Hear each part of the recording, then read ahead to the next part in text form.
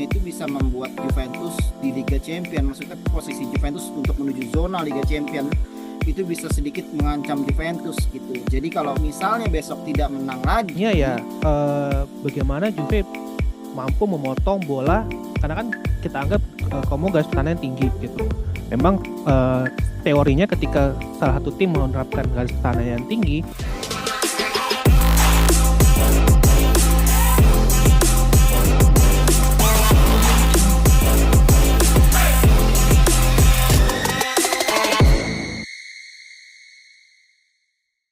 Preview vs Como ya, kita akan menghadapi tim yang punyanya orang Indonesia, tim tajir nih katanya, tim baru hidup nih ya. Tapi sebelum itu gue ingin mengucapkan selamat berpuasa. Mungkin pada saat ini tayang sudah merasakan buka puasa ya. Mungkin sudah hari kedua atau hari ketiga, sudah merasakan kolak, sudah merasakan apa gorengan pada saat buka. Tak kenapa gorengan pas saat buka tuh enak banget ya. enak banget. betul, enak, mantap. Favorit Ricky apa kalau buka puasa? Bakwan udah pasti bakwan pakai sambal, Bakwan Cok. goreng. Waduh, Oke. box banget itu. Kalau Macam favorit manis, Wandi apa pas buka puasa? Pisang hijau.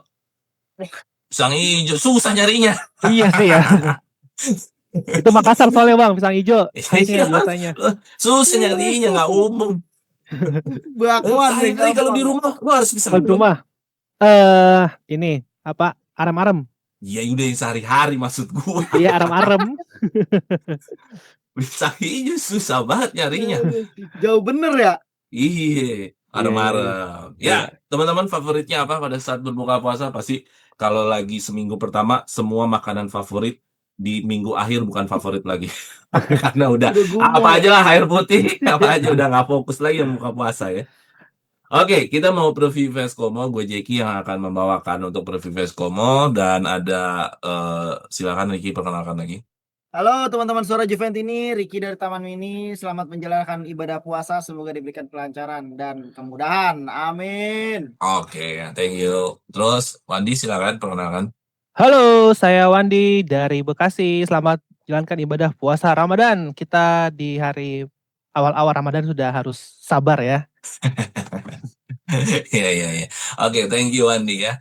Jadi ini Wandi adalah salah satu membership kita. Ya memang kelebihan di Suara Juvendi ini membership bisa ikut bersuara ya. Salah satunya adalah ikut siaran seperti kita. Tetapi kalau teman-teman belum siap untuk siaran, belum pengen lah, boleh gabung di grup kita. Di grup kita sangat aktif sekali, bisa ngobrol panjang, lebar, kali tinggi, bebas pokoknya ya.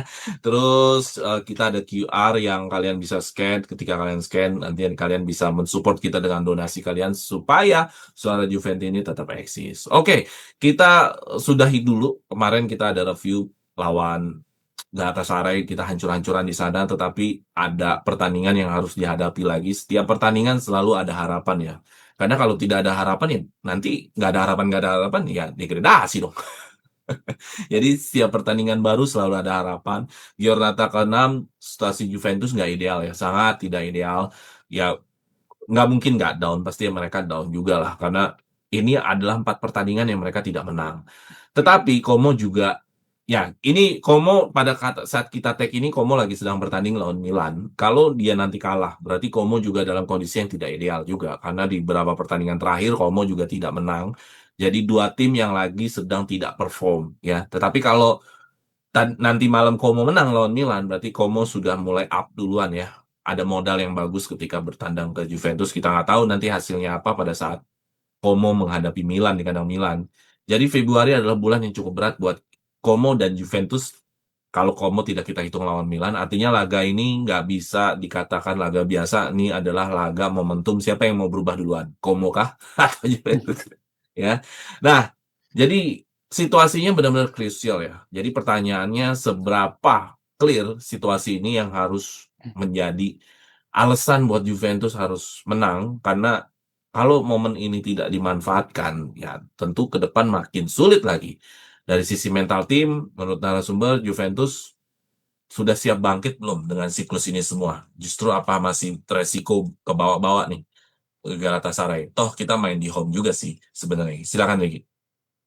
Oke, versus Como ini adalah pertandingan ke-5 Juventus. 4 sebelumnya tidak didapatkan hasil kemenangan satupun Jadi ini adalah periode sulit seperti yang tadi lu bilang Bang. So ada menurut gua pertandingan lawan Como kemarin ada dua faktor yang memungkinkan kenapa Juventus harus menang. Pertama penyempitan jarak klasmen kali Bang ya. Karena kan jarak poinnya saat ini antara Juventus dengan Como. Komonya itu bisa membuat Juventus di Liga Champion, maksudnya posisi Juventus untuk menuju zona Liga Champion itu bisa sedikit mengancam Juventus gitu. Jadi kalau misalnya besok tidak menang lagi atau imbang, artinya ya semakin sulit untuk mengejar jarak bersama Como itu menuju Liga Champion gitu. Itu yang pertama. Yang kedua, masalah mentalitas, Bang. Kita sama-sama tahu bahwa di sepak bola modern sekarang menurut gua momentum itu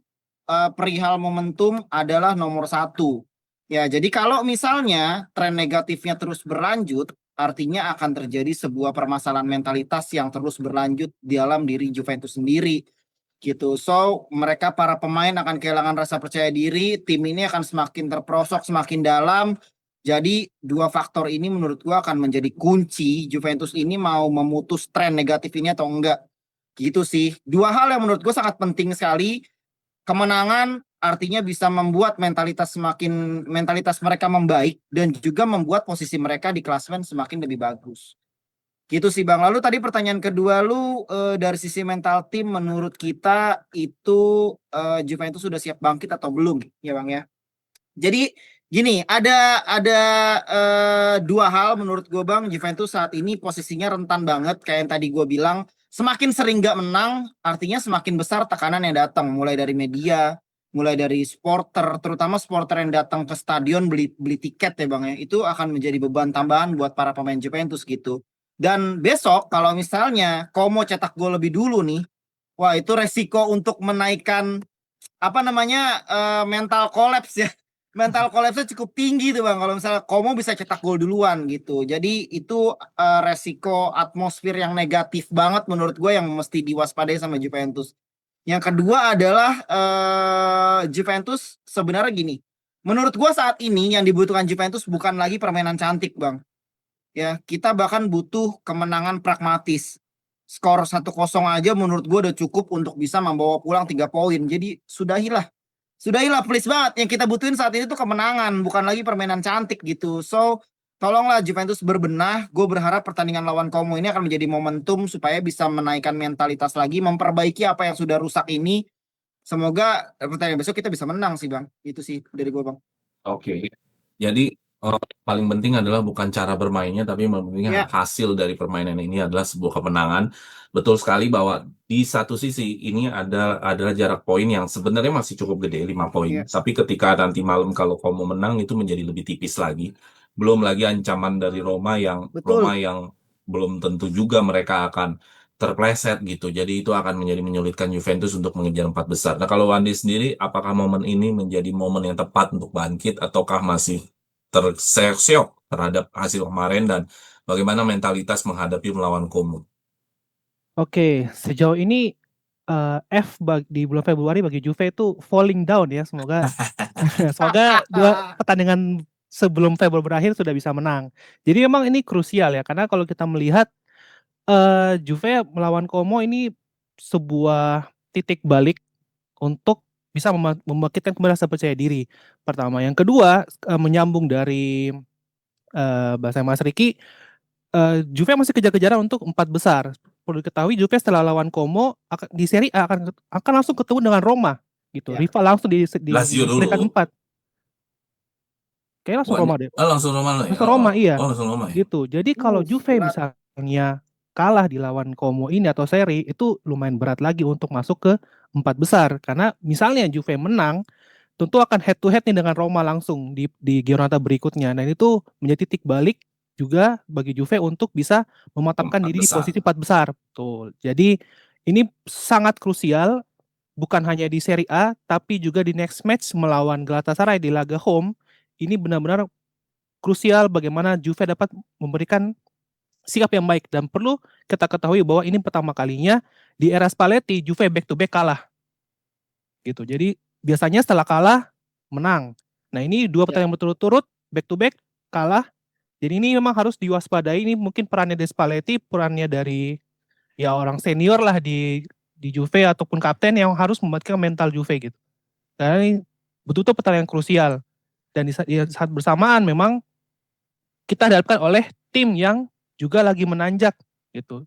Secara umum walaupun beberapa pertandingan terakhir juga mereka tidak memenangkan pertandingan gitu. Jadi semoga pertandingan melawan Como ini Juve dapat memberikan sikap yang positif sejak menit pertama bertanding sehingga bisa memberikan efek stimulan dan bagaimana mental mereka dapat memberikan sebuah kemenangan gitu.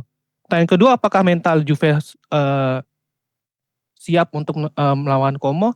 Mau tidak mau harus siap gitu. Kembali kepada bagaimana Juve harus mementingkan kemenangan dibanding permainan. Nah, kita sudah sering bahas di grup bahwa sebenarnya Juve permainan sudah bagus. Gol selalu ada, tidak pernah Juve jarang Juve tidak pernah memberikan gol gitu. Jadi yang perlu diperhatikan adalah bagaimana Juve mampu untuk ya mengurangi lah kesalahan-kesalahan kecil gitu. Kesalahan-kesalahan kecil yang berpotensi apalagi di awal pertandingan kayak kemarin Yildiz blunder gitu. Di awal pertandingan itu jangan sampai kejadian di lawan Como lagi gitu kan. Jadi itu yang perlu diwaspadai karena kalau sekali Como bisa mencetak gol di awal pertandingan itu bahaya bos gitu. Bahaya buat Juve. Mentalnya bisa breakdown lagi nih, bisa turun lagi gitu. Jadi emang Juve harus masuk ke lapangan bukan dengan kepala tertunduk tapi harus dengan kepala menghadap tinggi ke atas gitu. Bahwa kita adalah tim besar, kita adalah tim yang walaupun diterpa masalah, kemenangan adalah sesuatu yang utama, sesuatu yang penting gitu. Oke, ya. Jadi tadi lu sempat mengatakan bahwa kita banyak bikin kesalahan diri sendiri, itu yang pengen gua highlight, ya itu betul ya bahwa paling penting adalah sekarang meminimalisir sebuah kesalahan karena biar bagaimanapun mentalitas itu dibangun kalau kesalahan tetap berjalan beriringan sama juga bohong kan. Ya, pada saat yang sama lu punya mental tapi saat yang sama lu bikin kesalahan lagi kan. Jadi buat gua kesalahan itu juga harus perlu diredam. Pemain harus fokus apa yang harus diambil dan keputusan-keputusan dia di lapangan. Oke, di kedua kita lebih ke game plan-nya ya. Como ini adalah tim yang atraktif sekali ya. Dia ranking 1 menguasai bola. Dalam arti kata gini, Como mau lawan siapapun pendekatannya selalu sama. Dia nggak pernah berbeda. Fabregas selalu memberikan ritme yang sama, pendekatan yang sama, mau lawan siapapun. Angkanya itu gila, 60%. Artinya mau lawan siapapun 60%, menguasain bola. Even lawan Inter pun dia juga tetap apa? Gue nyebut Inter lagi kan haram untuk saat ini gue nyebut Inter. 60%. Ya di 60% Como itu tinggi penguasaan bolanya. Dan gue rasa itu akan terus dilakukan even dia away. Nah, tetapi yang bikin menariknya lagi adalah Como kuat juga bertahannya. Biasanya kan gini, ketika tim lu sangat dominan bola, biasanya garisnya tinggi, biasanya lagi gampang kebobolan. Tapi Como nggak gitu. Como punya pertahanan yang cukup kuat juga. Kebobolannya juga sedikit. Melihat karakter Como yang seperti ini, pertanyaannya adalah bagaimana pendekatan Juventus untuk melawan Como yang pendekatannya menguasai bola tetapi pertahanannya juga kuat. Nah, kalau dari Wandi gimana? Oke, emang agak sulit ya untuk melawan Como ini karena pertahanan terbaik tapi dia sekaligus juga Dominasi pertandingan. Dan ini Makanya sangat benar-benar hebat Fabregas. iya. Keren Bagus sih, ya. keren ya. Transisi Bagus. cakep ya. Biasanya kan kalau dominasi bobol, Anda kan lebih tinggi mainnya kan. Iya. Nah, mungkin salah satu caranya ya bagaimana Juve mampu memotong bola karena kan kita anggap Como garis pertahanan tinggi gitu. Memang teorinya ketika salah satu tim menerapkan garis pertahanan yang tinggi, tentu kita harus mampu memotong aliran bola supaya tidak sampai ke pemain tengah mereka. Jadi kita memotong bola dengan cepat dan juga mungkin transisi yang lebih cepat gitu. Jadi setelah dipotong langsung transisi cepat gitu. Cuma masalahnya adalah beberapa pemain Juve itu untuk memotong bola ya kayak tugasnya Thuram, tugasnya Locatelli. Ya harus mereka ketika mereka sudah potong bola, mereka harus langsung mengalirkan ke arah sayap-sayap Juve yang memiliki kecepatan yang tinggi gitu. Namun masalahnya adalah tidak ada target man di depan. Nah, ini menjadi permasalahan nih. Tidak ada target man di depan yang mampu menyambut umpan dari sayap nih. Nah, ini jadi yang menjadi PR karena ketika terjadi transisi seperti itu, tidak ada striker tunggal yang mampu untuk menerima umpan dari sayap setelah transisi, berarti Juve ada PR lagi nih. bagaimana sayap itu kemudian masuk ke dalam kotak penalti. Nah, ini harus dipecahkan bagaimana membuat transisi cepat itu bisa membingungkan dari pertahanan dari Como gitu. Apakah mungkin terjadi switch posisi? Kayak kemarin misalnya ketika gol kedua gol pertama Juve ketika melawan Galatasaray itu tiba-tiba Kalulu sudah maju ke depan kan. Nah, itu kan tidak sempat diprediksi oleh pemain Galatasaray itu kalau bisa maju ke depan. Itu dengan Kopenas jadi maju ke depan. Nah, itu mungkin bisa dilakukan salah satu strateginya transisi cepat, potong bola, transisi cepat. Namun perlu overload beberapa pemain untuk masuk ke dalam tengah lapangan sehingga titik fokus dari pemain pertahanan Como itu terpecah gitu. Mungkin seperti itu, Bang. Ya, tapi benar juga ya, kan tadi lo bilang rotasi sebenarnya, rotasi bagaimana pemain seperti Kalulu bisa sampai depan. Rotasi ini sering terlihat di taktiknya Spalletti. Sering banget terlihat di taktiknya Spalletti. Pemain-pemain back bisa ke depan, terus Cambiaso bisa invert. Ini yang paling sering terlihat di era Spalletti. Tapi kalau gue ingin mengomentari pertanyaan ini juga, bahwa dominasi yang terjadi sama Como itu karena mereka juga mempressing sangat tinggi. Dan ketika Como mempressing sangat tinggi, disitulah sebenarnya Juventus melihat di situ adalah sebuah peluang. Mereka mempressing overcommit. Overcommit itu maksudnya adalah kelebihan pemain untuk mempressing. Biasanya pressing itu hanya 3 orang, 4 orang. Tapi mereka bisa sampai 5 sampai 6 orang untuk mempressing di wilayah lawan. Kalau mereka terlalu banyak pressing sebanyak itu, sebenarnya ada kesempatan untuk bypass bola langsung ke depan. Harusnya. Cuman pressing mereka juga ketat. Itu yang pengen mereka harapkan dari lawan, yaitu mereka kagok, bikin lawan kagok, memainkan bola. Apa yang terjadi sama Kelly di lawan Galatasaray kan kagok karena sering ke pressing kan. Dan itu yang diharapkan sama Como. Nah, disinilah benar-benar kefokusan dijaga betul. Mereka pressing sangat tinggi, ada peluang di sana untuk bypass long pass ke arah sana, kecepatan Chico, Yildiz, Thuram segala macam dalam progresif bola sangat diharapkan dalam melawan taktik Como seperti ini. Karena kalau mereka nggak fokus, gua rasa kita akan dimakan sama Como karena kena pressing seperti itu sih. Nah, kalau Ricky gimana? Oke, sebenarnya lawan Como besok menurut gua itu menjadi sebuah apa ya kata-katanya persimpangan taktis ya Bang ya. Anjay, persimpangan taktis yang cukup krusial ya karena yang tadi lu sama Bang Wandi sebutin bahwa ini unik nih. Tim ini bisa melakukan penguasaan bola yang sangat tinggi. 62% itu salah satu yang tertinggi di Serie A dan kebobolannya dikit, 18 gol doang. Itu terbaik kedua di Serie A saat ini gitu. Jadi menurut gua Juventus saat ini nggak bisa yang namanya sekedar bermain nyerang secara konvensional aja gitu, secara biasa gitu ya Bang. Jadi harus ada sesuatu yang berbeda. Nah, di pertandingan besok kita sama-sama tahu bahwa kita punya memori buruk. Kemarin kita kalah 2-0 di pertandingan sebelumnya di Oktober ya kalau nggak salah ya.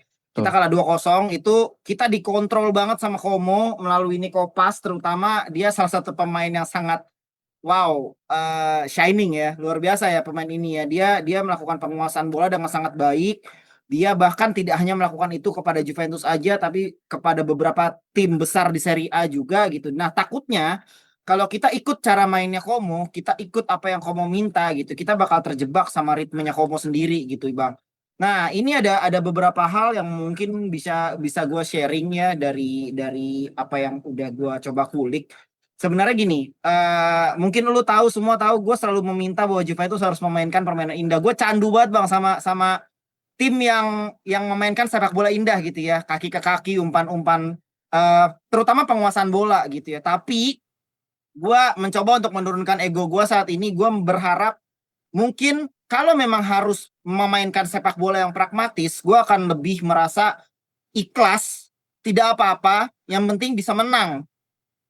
Jadi saat ini fokus gue sebagai fans, gue sangat ingin Juventus bisa memenangkan pertandingan, apapun caranya mereka bermain gitu ya. Kalau memang harus pragmatis, it's okay, nggak apa-apa gitu. Karena Como itu adalah tim yang sangat dominan dalam umpan akurat Bang, 467,5 umpan akurat per laga.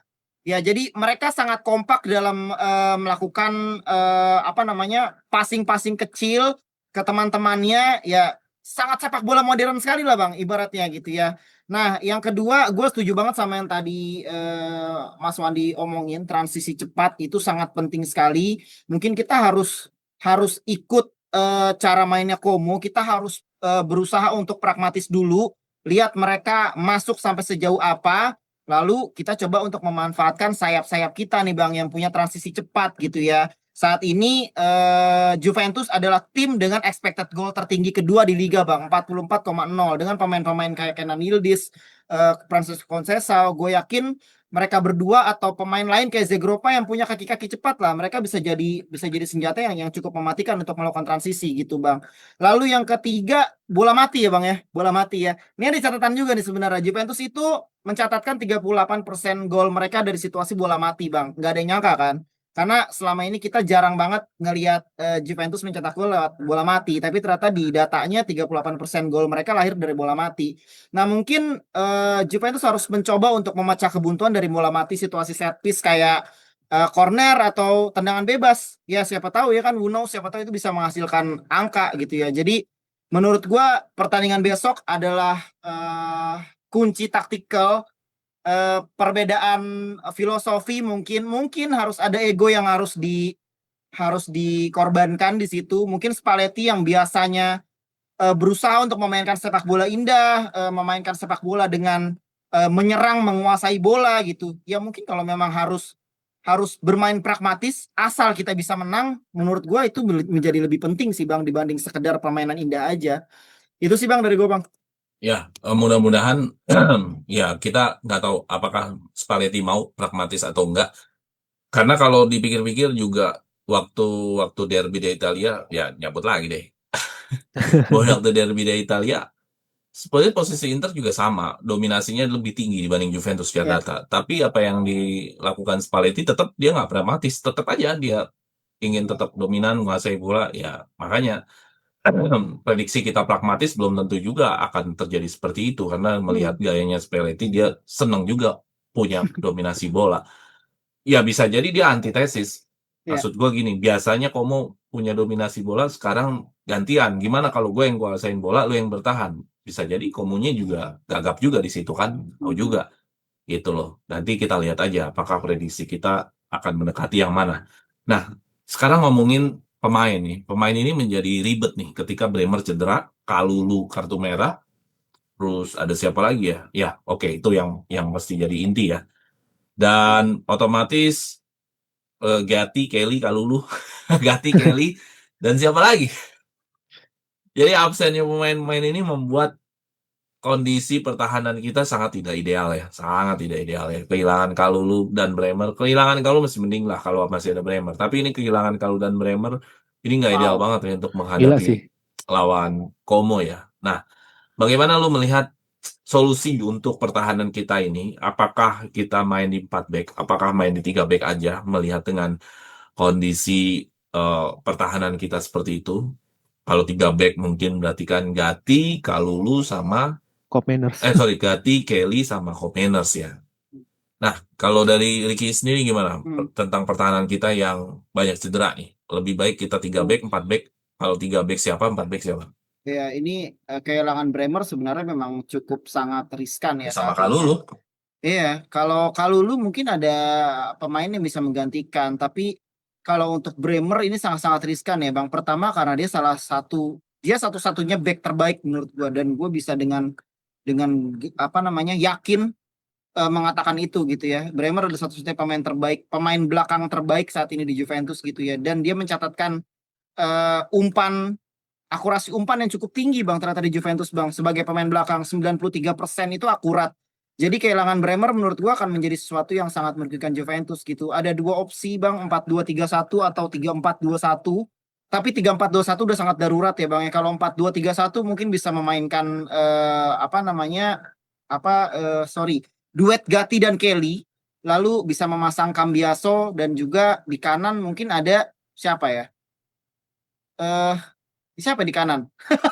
Oh, nggak ada juga ya? Nggak ada, Kanan cedera ya? Oke. Harusnya bisa ya, harusnya. Harusnya bisa kali ya gitu ya. 4-2-3-1. Atau kalau misalnya berubah ke 3-4-2. Atau kalau misalnya berubah ke 3-4-2-1, dan ini udah sangat darurat banget, artinya ya akan memainkan tiga back sejajar dengan Gatti, Kelly dan juga Andrea Cambiaso di sisi kirinya. Gitu sih. Jadi ini adalah dua formasi yang menurut gue udah sangat darurat yang bisa dimainkan besok. Tapi di 3-4-2-1 ini peran gelandang bertahannya harus sangat mumpuni, Bang. Manuel Locatelli atau Ventura menurut gue harus benar-benar diminta untuk bermain lebih disiplin, ya. Harus bisa mendapatkan porsi sebagai perisai tambahan gitu ya. Jadi kayak ini dua orang yang harus benar-benar nge-cover lini belakang nih, karena kita sama-sama tahu lini belakang kita amburadul gitu ya. Jadi kita Spalletti harus memberikan tugas kepada dua orang ini untuk bisa membantu lini belakang kita sebelum si Como memainkan bola lebih dekat ke area gawang. Gitu sih Bang ya. Dan dengan apa namanya, dengan mengubah formasi dasar ini sebenarnya filosofinya kembali lagi Bang, menurut gua akan sangat sulit untuk memainkan sepak bola atraktif melawan tim seperti Como. Jadi kalau misalnya harus melakukan sepak bola yang pragmatis asal menang, gua it's okay, nggak masalah. Oke, jadi lu lebih prefer 3 back apa 4 back nih? eh Kalau ternyata gue tidak menemukan bek kanan ya. Bek kanan siapa ya? Nggak ada ya. Kalau nggak ada bek kanan ya pasti 3 bek Bang. Nggak ada lagi yang bisa main. Siapa lagi? Gatti, Kelly, Nggak ada lagi cuy. Palingan Manners. kanan Cambiaso, kiri Kopeners. Kanan Cambiaso, kiri Cop Manners. Mungkin bisa diotak-atik seperti itu. Tapi kayaknya opsinya akan sangat sulit Bang. 3-4-2-1 kayaknya paling bisa Oke. masuk akal. Kalau dari Wandi, gimana dengan temanya adalah situasi menghadapi Como, kita kehilangan 2 pemain inti di back, Kalulu dan Bremer ya. Cuman memang Kalulu hanya untuk di pertandingan ini sih. Tetapi kan pertandingan ini harus dihadapi juga. Gimana? Nah, Silakan. Oke, tambahan ya. Jadi Bremer tuh selain dia emang sosok sentral di pertahanan, dia juga sosok yang berperan penting di bola-bola mati ya. Jadi salah satu titik kunci di bola mati Juve, gol-golnya bisa dari Bremer karena kan posturnya lumayan tinggi, kekar dan ya.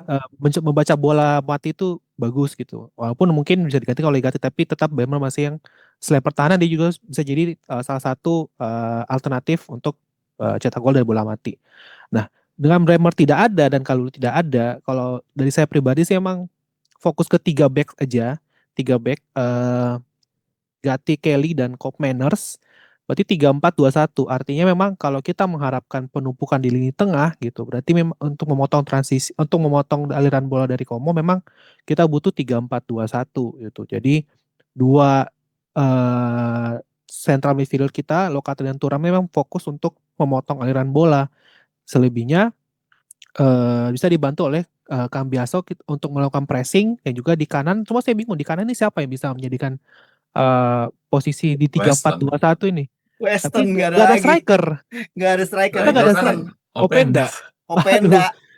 Masalahnya Weston benar-benar dibutuhkan di false nine ini sebenarnya. Atau mungkin kanan Yildiz Bang yang jadi false nine. Iya, bisa. Bisa juga sih, bisa juga. Jadi bisa jadi posisinya kanan Yildiz di sama Meretti kan, bisa aja. Betul. Itu mungkin opsi situ, tapi memang fokusnya ke 3 back dengan asumsi bahwa untuk memotong aliran bola dari Como terjadi penumpukan di lini tengah, yaitu tadi 3-4-2-1 gitu. Jadi dua sisi sayap ini bisa membantu melakukan pressing dari dari sisi lapangan gitu. Dan juga ketika di pressing langsung switch bola untuk transisi cepat. Gitu sih. Ya, tapi sangat disayangkan sebenarnya karena yang kehilangannya langsung 2 pemain inti back ya. Makanya. Betul. Kalau salah satu sih masih mending kan, entah Bremernya atau Kalulunya gitu. Dan gue melihat bahwa kalau Cop Manners balik lagi ke back, sebenarnya ya nggak masalah. Cuman maksudnya dia lagi lahir nih kemarin lawan Galatasaray. Jadi pemain yang ada di between the lines, main di depan, dia udah bisa menciptakan ruang, dia bisa menciptakan gol. Diturunin lagi dia. Jadi maksud gua, padahal sebenarnya lagi bagus di situ, tapi karena keadaan malah jadi turun lagi. Tapi emang gak ada orang juga ya, serba sulit sih emang. Sana sini kena nih kalau film Dono ya. Susah cuy, dua-duanya sentral. Iya, maju kena, mundur kena nih kalau kata film Dono nih. Iya, tapi kita berharap tetap ini adalah pertandingan untuk merubah momentum untuk bisa menang. Gue berharap ini bisa skor ya menang dengan skor 2-1 atau 1-0 lah, kayaknya sih tipis-tipis aja karena Juventusnya gue rasa tidak terlalu all out, dalam arti all out di sini benar-benar mendominasi pertandingan, tetapi bisa saja Spalletti, maksud gue gini loh, kalau kita memprediksi Allegri pragmatis kan udah pasti kan, tapi memprediksi Spalletti pragmatis belum tentu, Sulit. Sulit. belum tentu. Ya bisa aja tadi kan teori gue gitu. Bisa aja Spalletti berpikir kan Como biasa megang bola. Gimana kalau dia tidak biasa megang bola? Bisa jadi dia malah kelabakan. Ya kan dia biasa megang bola nih. Oh, betul. Prinsip terbalik. Ya, jadi dibikin terbalik nih. Gimana kalau caranya lu jarang megang bola? Siapa tahu lu jadi kagok. Kan bisa aja Spalletti berpikir begitu. Tapi nanti kita lihat lah. Kalau dari Ricky skornya berapa? 1-0 aja cukup bang. Yang penting 3 poin. Oke, kalau dari Wandi Ya 2-1 sih kayaknya. 2-1 ya. Kebobolan lagi dong bang. Pasti kayak kebobolan sih kayaknya. Bobolan biasa lah. Si Ya Biasa. gue berharapnya Cidiga. Kenan Yildiz bisa scoring lagi bang, karena setelah perpanjangan kontrak golnya belum ada ya kan. Jadi gue berharap jangan sampai ada omongan miring lagi ya kan tentang Kenan Yildiz setelah perpanjang kontrak langsung tidak gacor lagi gitu ya. Jadi mudah-mudahan besok Kenan Yildiz golin. Oke. Yang sudah pasti di papan skor Weston. Entah asis, entah gol. Weston. Legendnya Juventus. Oke, gue bilang lah di grup. Kita tuh sama Weston entah kemajuan atau kemunduran sih sebenarnya. Weston jadi striker itu dibilang kemajuan sebuah inovasi dari pemain tengah sayap bisa jadi striker. Tapi kemunduran, ya masa harus Weston sih yang jadi striker? Iya. Emang nggak ada lagi striker Juventus? Ada bang, ada Openda. Ya makanya antara dibilang kemajuannya Westernnya bisa sampai di situ, tapi dibilang kemunduran juga iya juga sampai Juventus nggak punya striker yang ideal kan gitu. Ya Iya. idealnya kan emang Western bukan striker. Iya, sampai Spalletti kan juga bilang kan, Apa? udahlah make ini aja di striker nomor 9 gitu. Ya. Oke, thank you sekali lagi Ricky, Wandi ya atas waktunya. Ya, inilah Oke. Suara Juventini yang selalu memberikan penjelasan apapun hasilnya, dan kita selalu sering hadir untuk review berita-berita. Jadi stay terus dengan Suara Juventini dengan cara mensubscribe, dan kalau mau lebih banyak ngobrol dengan kita, nongkrong dengan kita, join membership-nya, dan jangan lupa juga share ke teman-teman yang lain. Sampai jumpa lagi di pertandingan selanjutnya. Fino alla fine. Forza Juve. Juve. Dukung terus Juventus guys.